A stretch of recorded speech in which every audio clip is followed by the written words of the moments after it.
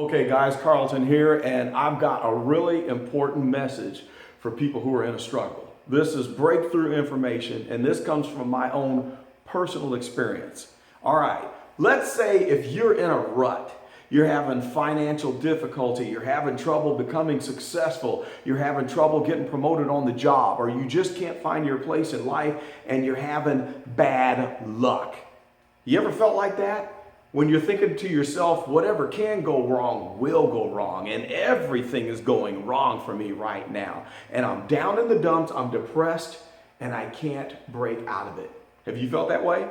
I feel that way sometimes. Sometimes I fly high and everything goes right, and I'm unstoppable. I'm making money, I'm successful on the job, I'm successful in my businesses, I'm having fun, enjoying life, and I feel like I'm the kingpin. I can't be stopped, unstoppable. And then other times I get down in the dumps. I get depressed. I feel low. I feel a sense of heaviness and things are not going right for me. I'm financially strapped. I can't see through the forest. It's just bleak and I don't know what the answers are to break out and to make myself get back on top of things again.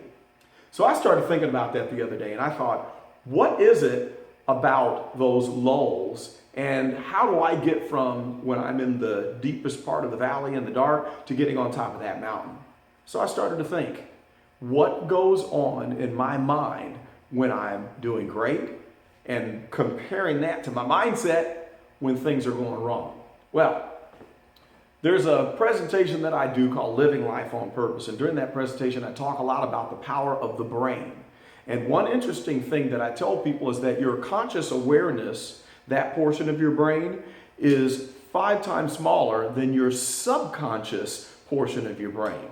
The conscious awareness is connected to the senses, the eyes, the ears, and the nose, your sense of taste, your feelings, okay? But your subconscious mind is buried deep within and is not directly connected to the senses, but it listens to your thoughts. Did you know that the subconscious mind does not know the difference between reality out here and vivid imagination? Did you know that if you sit down and vividly imagine yourself on the beach, feeling the breeze in the 75-degree balmy weather and your toes are in the sand, did you know that your subconscious mind can be fooled into thinking that that is your reality?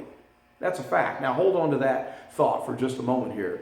So I started to think one day when I was in a low point, things were just going wrong. I couldn't seem to get things right.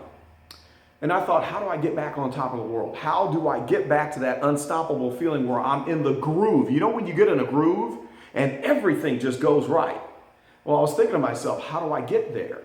And then I realized something, that your current situation is a result of what you've done in the past few days, 30 days, 6 months, a year, and then those things start to manifest into your life.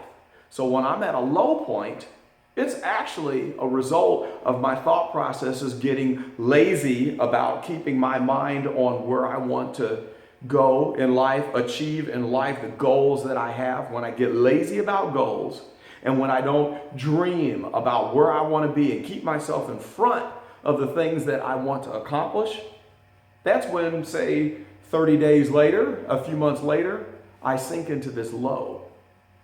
Now, in the Bible, Jesus once said that when you pray, you shouldn't pray and ask. He said that you should pray as if you've already gotten the thing that you're asking for. In other words, instead of saying, please God, give me this, he said you should pray, thank you God for giving me such and so. Now think about that. Jesus said that, so there must be something to it. So you're supposed to act like you already have it. And then that's where the light bulb came on.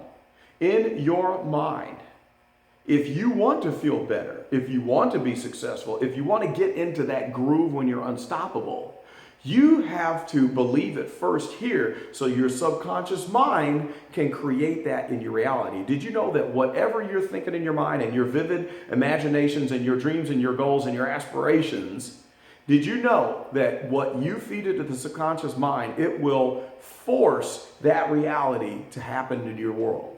Now, how is that possible? Well, if you look up a little bit of information, Google the reticular activation system. That's the RAS. It's like the gatekeeper in the brain for all of the information that we're flooded with on a day-to-day basis.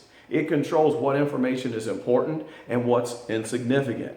Picture two big bouncers at a bar, a club in Hollywood, and there's a line of people, 100 people waiting in line to get into this popular club.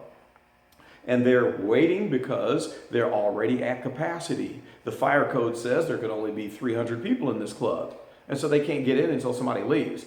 But then all of a sudden, a big stretch limousine pulls up and out pops Kanye West, of all people. So he walks to the front of the line of the 100 people, and the bouncers say, "Oh, you're good, go on in."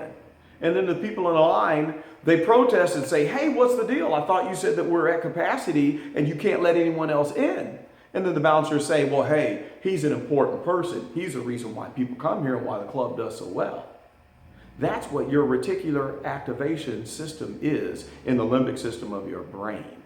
It's the bouncer that decides of all of the information you're exposed to every day, billions of bits of information, what is most important, A, for your survival, because if you're crossing the road and there's a car coming at 50 miles an hour headed for you, you're going to pay attention to that and not remember what color dress the lady had on who was across the street waiting at the signal, because you have to survive. And then it's also deciding what things do I need to pick up on and pay attention to support the reality that is my belief system sunk deep down in my subconscious mind. It's kind of like the lucky people. Have you ever known somebody who finds money all the time? They're lucky. But why is it that the 100 people who walked right over that $20 bill in the street didn't see it, and then the one lucky guy sees it and picks it up?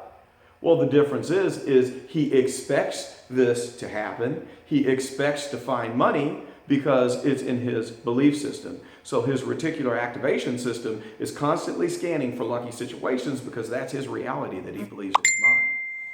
Well, it's the same thing with your state of being. Right now, if you're in a lull, the answer is you have to feel the emotions that you would feel when you're on top of the world. And you have to do that now while things aren't going so well.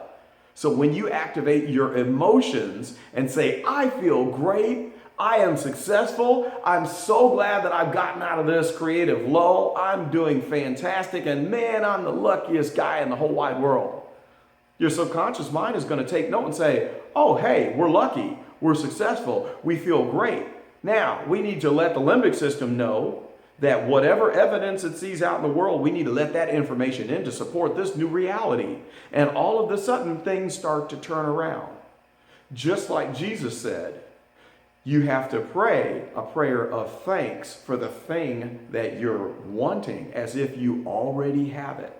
And so if you're low right now, depressed, down in the dumps, and don't feel that you're successful, imagine in your mind, take a vivid journey of how you would feel if everything was going right. How excited would you be? What would be the look on your face? Where would you be? Would you be on a beach? Would you be in the mountains? Would you be on a vacation? Would you be at a fancy restaurant eating a 5-course meal? What would you be doing? Take note of those things, imagine those things, and then let the emotion well up within you. If you do that every day, you're going to turn your entire situation around. And instead of being down here in that lull, you're going to turn that ship and it's going to start to fly again until you arrive where you want to be. Because your subconscious mind is going to force your reality to comply with your desires because you believed it. And your emotions, which are a very powerful thing, is what's going to activate that. It might take a while. It might be 30 days, 60 days, 90 days, maybe a few months or a year. It depends on how diligent you are, how strong you are, and how you can control your thoughts and emotions. If you can do that, it will shorten the amount of time for your new reality to come in place and manifest in the real physical world. Try that out. No matter what situation you are in, take control of your mind. Picture where you want to be. Write down some goals and then live it vividly in your mind. Imagine how it's going to feel when you arrive at success. and then spend 15, 20 minutes every day practicing this until it becomes a reality. And I guarantee you, your life will change. Prove me wrong. I don't think you can. Your success is waiting. I'm done.